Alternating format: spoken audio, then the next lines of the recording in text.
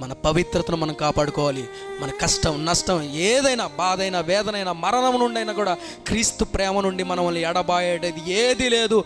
ఒక్కటి మాత్రమే ఎడబాయేసేది, ఏదేది? పాపం. అదే పాపం దేవునితో సంబంధాన్ని ఏం చేసింది? ఎడబాయేసింది. ఎక్కడ? ఆది కాండంలోనే ఆది దంపతుల మధ్యన పాపం, దేవునికి నరుడికి మధ్య పాపం ఏం చేసింది? ఎడబాటు చేసింది. దైవత్వంలో ఉన్నవారు రోడ్డున దిక్కులేని వారిగా, దిగంబరులుగా నిలబడ్డారు. ఎందుకు? పాపం క్రీస్తు పవిత్రత వల్ల నుండి పోయింది, క్రీస్తు సరళత వల్ల పోయింది, క్రీస్తు భయం వల్ల నుండి పోయింది. కాబట్టి దిగంబరులుగా, దిక్కులేని వారుగా నరి రోడ్డు మీద నిలబడ్డారు. సో ఇది మీకు అర్థమైతే, ఈ వాక్యం దేవుడి వల్ల మీకు అర్థమైతే, మనందరము బలహీనులమే. మనందరం చేయాల్సింది ఏం తెలుసా? ఇకపైనైనా మన పరుగులు ప్రభువు కొరకు పరిగెత్తాం.